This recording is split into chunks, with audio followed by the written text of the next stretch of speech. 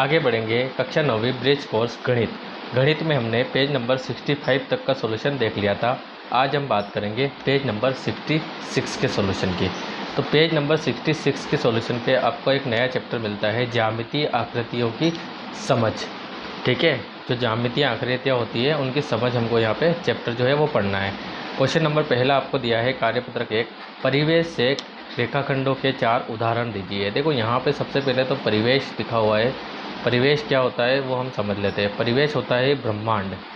क्या होता है? परिवेश का मतलब होता है ब्रह्मांड। मतलब जो ब्रह्मांड है हमारे चारों ओर का, उससे हमको यहाँ पे जो है उदाहरण देने हैं रेखाखंडों के। ठीक है, ब्रह्मांड में देखना है क्या क्या हमको रेखाखंडों की चीज़ें दिखती है। तो देखो सबसे पहले हम बात करें तो रेखाखंड का मतलब होता है जैसे ये लाइन। ठीक है, तो इस लाइन के हमको उदाहरण देने, तो ये लाइन हमें कहाँ कहाँ देखने को मिलती है।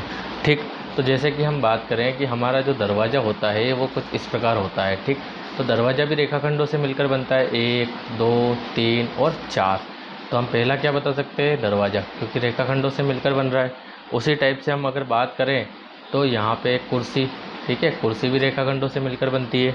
उसके बाद हम बात करें यहाँ पे तो पाइप, जो पाइप होते हैं वो भी रेखाखंडों से मिलकर बनते हैं। उसके बाद हम बात करें यहाँ पे तो टेबल, टेबल भी आपके रेखाखंडों से मिलकर बनती है। ठीक है गाइस, तो ये है आपके पहला क्वेश्चन। देखो परिवेश, परिवेश का मतलब है ब्रह्मांड। ठीक है, ब्रह्मांड मतलब अपने चारों तरफ देखना है कि कौन सी चीज़ जो है रेखाखंडों से मिलकर बन रही है। ठीक है, तो ये आपके पहला क्वेश्चन हो गया। सेकेंड आपको दिया है अपने आसपास 3 रेखाखंडों को खोजकर उन्हें नापिए। ठीक है, आपको क्या करना है कि 3 रेखाखंड ढूंढने हैं और उनको नापना है। तो जैसे हम बात करते हैं पलंग, जो हमारा पलंग होता है वो कुछ इस टाइप से होता है। ठीक है, इस टाइप से पलंग होता है, मतलब कि ये उसके ऊपर सोने का हिस्सा और नीचे उसके जो है इस टाइप से पाँव लगे होते हैं। ठीक है, तो अगर उसको हम देखें तो यहाँ पे लिख सकते हैं पलंग। अब पलंग हमने लिख दिया है, तो अब वो कितना जो लंबा है वो हमको यहाँ पे बताना है। तो देखो एग्जैक्ट लंबाई तो हम बता नहीं पाएंगे, तो हम लगभग बता देंगे जो पलंग होता है वो कितना हो सकता है। तो जैसे हम एक अनुमान अगर लगाएं, तो जैसे ये हमारी स्केल है। ठीक है, ये टोटल 15 सेंटीमीटर की है। कितनी? 15 सेंटीमीटर की। ऐसी अगर हम 10 स्केल बराबर कर देते हैं तो पलंग के लगभग बराबर चला जाएगा। मतलब 15 में 10 का गुणा करेंगे तो 150। तो पलंग की जो लंबाई है वो कितनी हो सकती है? 150 सेंटीमीटर, जो हम लग देंगे यहाँ पे लगभग। ठीक है, क्या लिख देंगे? लगभग। ठीक है, उसके बाद हम देखते हैं तो बहुत सारे उदाहरण हो सकते हैं। जैसे हमारे घर की दीवार हो सकती है, तो यहाँ पे लिख देंगे घर की दीवार, और वो कितनी होगी तो वो भी हम एक अनुमानित बता देते हैं, 150 सेंटीमीटर। ठीक है, उसके बाद हम बात करते हैं दरवाज़ा, तो दरवाज़ा हो सकता है 100 सेंटीमीटर। ठीक है, ये लगभग बता रहे हैं हम यहाँ पे, तो यहाँ पे आप लगभग लिख दीजिएगा। ठीक है, आगे समझ में आपको? तो ये एग्ज़ाम में तो नहीं पूछे जाते हैं, लेकिन आपको यहाँ पे तो भरने पड़ेंगे। ठीक है, क्वेश्चन नंबर 3 आपको दिया है, ऊपर बॉक्स में किन्हीं 2 बिंदुओं को मिलाकर रेखाखंड बनाइए, फिर तथा उनकी लंबाई नापिए। तो हमें क्या करना है? 2 रेखाखंडों को मिलाना है और उनकी लंबाई यहाँ पे नापनी है। ठीक है, तो कर लेते हैं। तो आपको इस स्टेप से मिला देना है। जैसे बात समझेंगे, इस पॉइंट से इस पॉइंट को हमने मिला दिया है, स्केल से मिला देना है। ठीक है, मिलाने के बाद आपको इसको मेज़र कर लेना है। जैसे यहाँ पे हम रख देंगे 0, तो ये तो हमारा 0 हो गया। और यहाँ तक हम देखते हैं तो देखो 3 पे आ रहा है। कितने पे आ रहा है? 3 पे। तो 0 से 3 तो हम लिख देंगे 3 सेंटीमीटर। ठीक है, ऐसे ही आपको 2 पॉइंट को मिला के उसकी नाप लिख देनी है। जैसे मैंने यहाँ पे लिखी है, ए और बी रेखाखंड लिया है, इसकी लंबाई 3 सेंटीमीटर है। फिर पी क्यू लिया है, इसकी लंबाई 2.7 सेंटीमीटर आ रही है।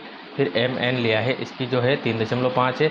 और आर एस लिया है, इसकी 1.4 है। ठीक है, तो ये पॉइंट में आप कैसे बताएंगे समझ लीजिए। जैसे ये 1 सेंटीमीटर, ये 2 सेंटीमीटर, और बीच में ये इसके 5वां रहता है। तो 1 2 3 4 और ये 5वां, 6 7 8 9 और ये 10वां।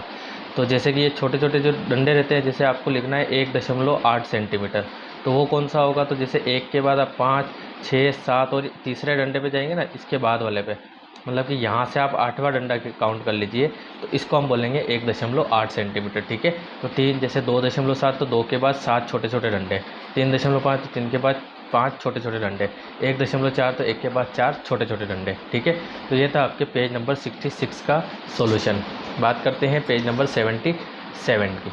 तो पेज नंबर 77 पे कार्यपत्रक 2 आपको दिया है, दिए गए चित्र अनुसार खुली और बंद आकृति लिखी है। देखो जो खुली आकृति है उसका नाम लिखना है और बंद आकृति का। तो देखो ये एक तरह से खुली हुई आकृति है, तो यहाँ लिख देंगे खुली आकृति। ठीक है, और ये बंद है, तो यहाँ लिख देंगे बंद। फिर से ये खुली हुई है, क्या लिख देंगे? खुली। और फिर ये बंद है, तो क्या लिख देंगे? बंद। ठीक है गाइस, इस टाइप से आपको यहाँ पे नाम लिख देने हैं। आगे हमको दिया है कि बिंदुओं को मिलाते हुए 5 खुली और 5 बंद आकृतियाँ बनाइए। तो 5 तो खुली आकृति बनानी है आपको, जो खुली हुई हो। तो जैसे एक ये बना दी हमने, ठीक है ना, और एक ये बना दी, ये यहाँ से मिलाना आप, ठीक है, 2, ठीक है। और कौन सी बना सकते हैं, तो ये बना दिया आपने 3, ठीक है। उसके बाद आप एक और कौन सी बना सकते हैं, तो इस टाइप से आप 4, है ना, ये आप ऐसे करके आप ऐसे कर दीजिए, मतलब खुली आकृति बनानी है आपको, ठीक है। उसके बाद एक और बनानी है 5, तो आप यहाँ से इसको मिला देंगे और ये हो गई आपके 5 खुली आकृतियाँ। और 5 बंद आकृतियाँ बनानी है, तो एक तो बना देंगे वर्ग, ठीक है, एक बना देंगे आयत, ठीक है, एक बना देंगे आप पंचभुज, इस टाइप से, ठीक है। ये आपके पंचभुज हो गया। और आप बना देंगे ऐसे, ये ले लेंगे, ये ले लेंगे, बंद आकृति बनानी है, कुल मिला के उसको बिल्कुल बंद करना है आपको, ठीक है। उसके बाद हम और क्या बना सकते हैं, तो त्रिभुज हम बना सकते हैं, जैसे ये और ये। तो ये हो जाएगा आपके इस क्वेश्चन का सॉल्यूशन, जिसमें 5 खुली और 5 बंद आकृति आपको बनानी थी, जो कि हम बना चुके हैं, ठीक है। आगे हम देखते हैं, तो आगे हमें दिया है परिवेश में स्थित 3 ऐसी सामग्रियों के नाम लिखिए जो क्रमशः खुली और बंद आकृतियाँ हैं। देखो फिर से परिवेश आया है, परिवेश मतलब कि ब्रह्मांड आपके आसपास।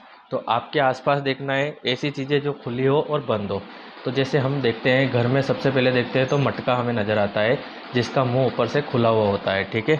मटके के बाद हम क्या देखते हैं, तो पंखा, एक हमें पंखा नज़र आता है।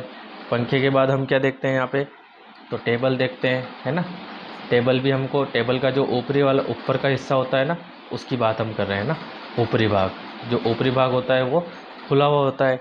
उसी प्रकार से हमें बंद आकृतियाँ देखनी है, तो बंद आकृति में आप सबसे पहले देखते हैं घड़ी, जो कि पूरी तरीके से क्या होती है, बंद होती है। आपके घर में ड्रम होगा, ड्रम भी क्या होता है, बंद होता है, ठीक है। ड्रम के बाद आप देख सकते हैं घर में फुटबॉल अवेलेबल होती है, फुटबॉल भी क्या होती है, बंद आकृति होती है, ठीक है। तो ये था आपके पेज नंबर 67 का सॉल्यूशन। अब आगे बढ़ेंगे, पेज नंबर 68 को देखेंगे, ठीक है। तो पेज नंबर 68 पे आपको दिया है कार्यपत्रक नंबर 3। दिए गए चित्र में आपको कोण कहाँ कहाँ पर बनते हुए दिख रहे हैं, किन्हीं 5 का नाम अंकित कीजिए। मतलब कि ये जो आपको साइकिल दी गई है, इसमें आपको कहाँ कहाँ कोण नज़र आ रहे हैं, उन कोणों के नाम बताने हैं। देखो एक कोण ये नज़र आ रहा है, ठीक है, सीट के ये दोनों पाइप के बीच में, एक सीट के नीचे यहाँ पे भी, मतलब कि कोण आपको बताना है इस टाइप से, ठीक। एक आपको हैंडल के नीचे दिख रहा है, ठीक है, एक आपको पेडल के ऊपर दिख रहा है, ठीक, एक आपको इस टायर और इस पाइप के बीच में दिख रहा है। ऐसे बहुत सारे एंगल दिख रहे हैं। एक यहाँ पे दिख रहा है चेन के ऊपर, तो पहला बता देंगे ये वाला, सीट के नीचे, क्या लिख देंगे, सीट के नीचे, ठीक। दूसरा है हैंडल के नीचे, क्या लिख देंगे, हैंडल के नीचे। तीसरा हमको कहाँ दिख रहा है, तो टायर के, ये अगर आप नहीं लिख पा रहे हैं तो यहाँ पेडल के ऊपर, क्या लिख देंगे, पेडल के ऊपर। एक आगे वाले टायर के ऊपर, तो यूँ लिख देंगे आगे वाले टायर के ऊपर, ठीक है। और आपको कहाँ दिख रहा है, तो सीट के नीचे दोनों पाइप के बीच, ठीक है, तो लिख देंगे सीट के नीचे दोनों पाइप के बीच, ठीक है। तो ये हो जाएगा इसका सॉल्यूशन। आगे हम देखते हैं क्वेश्चन नंबर 2। क्वेश्चन नंबर 2 हमें दिया है, अपने आसपास की वस्तुओं में कोण के 3 उदाहरण दीजिए, ठीक है। मतलब कि आपको आसपास वस्तुएं देखनी है और उनके उदाहरण बताने हैं यहाँ पे, जिनमें कोण बनते हैं, ठीक है। तो सीधी सी बात है, दरवाज़ा, क्या लिख देंगे, दरवाज़ा, है ना, जो दरवाज़ा होता है उसमें एंगल बनते हैं, ठीक है। उसी टाइप से खिड़की जो होती है उसमें भी कोण बनते हैं, तो हम खिड़की लिख देंगे यहाँ पे। और वापस से एक क्या लिख देंगे, साइकिल, क्योंकि साइकिल में भी अभी हमने बात करी कोण दिखते हैं, ठीक है। क्वेश्चन नंबर 3, परिवेश में कोण के उदाहरण किन किन वस्तुओं में आप देखते हैं, लिखें और फिर उनका चित्र द्वारा प्रदर्शित करें। जैसे घड़ी है और कैंची है, हमको 2 उदाहरण दे दिए हैं, तो वही परिवेश मतलब कि ब्रह्मांड, है ना। तो क्या क्या देखते हैं, तो सबसे पहले हम बात करते हैं एक दीवार। अगर हम दीवार को देखते हैं तो दीवार कुछ इस टाइप से चौखट बनी होती है हमारे घर में, ठीक है, जिसमें एंगल बनते हैं। उसी टाइप से दरवाज़ा जो होता है उसमें भी एंगल बनते हैं, खिड़की में भी बनते हैं। और अगर हम बात करें टेबल की, तो टेबल में भी बनते हैं, ठीक है, इस टाइप से। तो हम लिख सकते हैं एक दीवार, और दीवार का आप इस टाइप से चित्रण कर दीजिएगा, नॉर्मली चित्र आपको बनाना है ना। उसके बाद आप बात करते हैं यहाँ पे दरवाज़ा। तो दरवाज़ा भी आप आयत के आकार का बना दीजिए, क्योंकि जो दरवाजे होते हैं वो आयत के आकार के होते हैं, ठीक है, ये वाला हो गया। उसके बाद आप टेबल लिख सकते हैं, तो टेबल आप ऐसे नॉर्मली बना दीजिए, ठीक है। ये इसमें यहाँ पे बहुत सारे कोण होते हैं। उसके बाद हम क्या लिख सकते हैं यहाँ पे, तो दरवाजे के बाद जैसे आपने घर में देखा होगा फ़ोटो फ्रेम होती है आपकी, है ना। तो फ़ोटो फ्रेम जो है कुछ इस टाइप से होती है ना, इसके अंदर ऐसे फ़ोटो लगा होता है और ये आपके फ्रेम होती है। तो इसमें भी कोण बनते हैं आपके, ठीक है। उसके बाद आप देख सकते हैं आपके जो घर में पलंग होता है, चारपाई, ठीक है, पलंग को आप चारपाई भी लिख सकते हैं। उसमें भी इस टाइप से नीचे के ये पाँव होते हैं, तो पाँव के बीच में ये एंगल बनते हैं, ठीक है। तो आप ये बता सकते हैं। और ये था आपके पेज नंबर 68 का सॉल्यूशन। अब हम बात करते हैं पेज नंबर 69 की। तो पेज नंबर 69 पे आपको दिया है कार्यपत्रक 4, उप अवधारणा त्रिभुजाकार, चतुर्भुजाकार, वृत्ताकार आकृतियाँ। मतलब क्या करना है, प्रगति एक छोटी बच्ची है, वह कक्षा 3 में पढ़ती है। उसकी कक्षा शिक्षिका ने उसे एक प्रोजेक्ट कार्य दिया जिसमें उसे अपने आसपास उपलब्ध त्रिभुजाकार, चतुर्भुजाकार, वृत्ताकार आकृति को ढूंढना है। आपको प्रगति की सहायता इन आकृतियों को ढूंढने में करनी है। मतलब कि जैसे पराठा, ठीक है, इस टाइप का एक पराठा होता है। अब परिवेश में ये कहाँ दिखता है, तो पराठा हमको घर में ही दिखेगा ना, रोड पे तो दिखेगा नहीं, ठीक है। उसके बाद हम एक और त्रिभुजाकार आकृति का उदाहरण क्या दे सकते हैं, तो अगला हम लिख सकते हैं पापड़, है ना। अब पापड़ दोनों होते हैं, गोल भी होते हैं, और पापड़ आपने देखा होगा मार्केट से जो हम लेके आते हैं वो इस टाइप से भी होते हैं, छोटे छोटे रूप में, ठीक है। वैसे आप समोसा भी बता सकते हैं, तो ये भी आपको जो है घर में दिख सकता है, ठीक है। जो रसोई घर हम बता सकते हैं, घर मतलब रसोई घर, ये भी रसोई घर में, ठीक है। उसके बाद ये चौकोर चीज़ें हमें कहाँ कहाँ दिख सकती है, देखो एक तो हमारी खिड़की हो गई, ठीक है, जो कि घर में दिख सकती है। एक पासा हम लिख सकते हैं, ठीक है, जो चौकोट वर्ग के आकार में, मतलब जिसकी सब भुजाएं क्या हो, बराबर होती है, ठीक है। तो खिड़कियाँ ऐसी भी होती है, चौकोट भी होती है, और आयत के आकार की भी होती है, ठीक है। घर में दिख सकती है, बाहर कहीं दिख सकती है। पासा हमने घर में देखा हुआ है ना, दुकान में भी हमको दिखता है, ठीक है। इस टाइप से आप लिख सकते हैं। वृत्ताकार की बात करें तो पहला तो जो है पराठा तो खैर इन्होंने दे दिया है, तो हम वृत्ताकार में क्या बता सकते हैं, यहाँ पे जैसे हमने घड़ी देखी हुई है, घड़ी वृत्ताकार होती है, जो घर में होती है, दुकान में होती है ना। उसके बाद आपकी जो मम्मियाँ खाना बनाती है चकलोटे पे, है ना, जिस पे रोटियाँ बेली जाती है बेलन से, तो वो भी आपको घर में, रसोई घर में देखने को मिलेगा, ठीक है। तो ये इस टाइप से आप नॉर्मली उदाहरण देने, आप कुछ भी दे सकते हैं सोच सोच के।